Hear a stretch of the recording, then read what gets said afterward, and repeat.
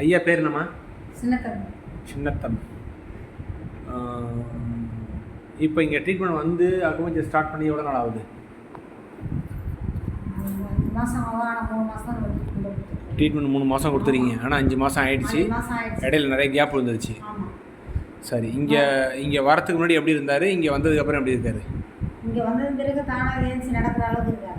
Okay. படுக்கையில் தான் இருந்தாங்க. இங்கே வரத்துக்கு முன்னாடி படுக்கையில் தான் இருந்தார். படுக்கையில் தான் இருந்தாங்க. ஆட்டோலாம் ஏறுவாரா?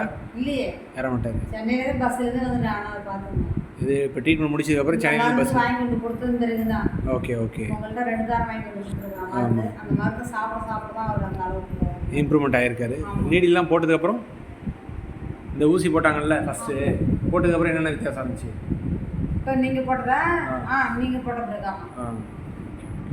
இப்போ ஸ்டிக் எடுத்து கொடுங்க. இப்போ ஸ்டிக் வச்சு தானாக நடக்கிறது.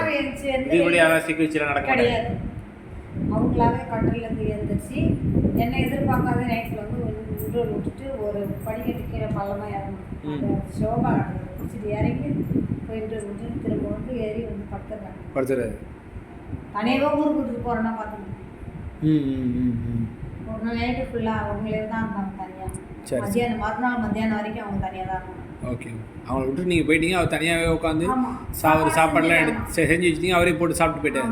சாப்பிட்டுட்டு அவங்களே உட்காந்துனாங்க. ஓகே. அப்புறம் போட்டிக்காலே வந்து வெளியே ரெஸ்ட் ரூம்லாம் போனால் அது இன்னும் போகலாம். ரெஸ்ட் ரூம் மட்டும் போக முடியல. யார் வாஷ் பண்ண? அன்றைக்கி ஒரு நாள் ஃபுல்லாக எப்படி இருந்தார்? ரெஸ்ட் ரூம் போகாமல் அவருக்கு வரல. அதனால் ரெஸ்ட் ரூம் வந்து வாஷ் பண்ணல. ஆனால் அவரால் வாஷ் பண்ண முடியாது. இப்போதைக்கு முடியல. பாத்ரூம் ஏறி போகிறாங்க. ஓகே. இந்த முட்டிலாம் லூஸ் ஆகிடுச்சா? ஏற்கனவே முட்டிலாம் டைட்டாக இருந்துச்சு.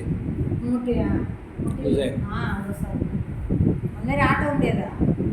சரி சரி. தொடையில தான் அந்த மாதிரி இருக்கு. ஸ்டிக் எடுத்து கொடுத்து நடக்க சொல்லு. ஹெல்ப் பண்ண எழுது. சேர் மட்டும் முடியும்.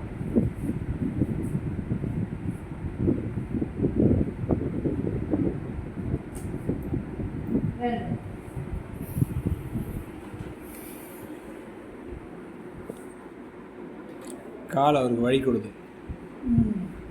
சிக்க கொடுது. காலம் வச்சுட்டோம்னு வச்சுங்க. அந்த ஸ்டிக் இந்த கையில் கூட ஊனி இருப்பாரு. எழுந்து காலை வச்சுக்கிறேன். ஃப்ளோர் நல்லா அழகாக இருக்கு. தூக்கி கொடுங்க. நான் தூக்குறேன். ஒரு கை சும்மா போட்டாலே போதுமா? எழுந்துருவாரு. நீ ஒன்று செய்ய கால் அப்படி அழுத்தாதீங்க. அழுத்தினே ஜவு சமயத்தில் கிழிஞ்சிடும், டியர் ஆகிடும். லைட்டாக தானே.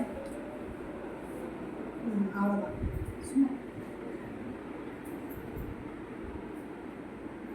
இந்த சேரில் கட்டில் வந்து சுத்தமாக ரொம்ப தெரியாது. இது சேரில் உட்காந்து எழுந்திரிக்க கஷ்டமாக இருக்குது. ஆமாம்.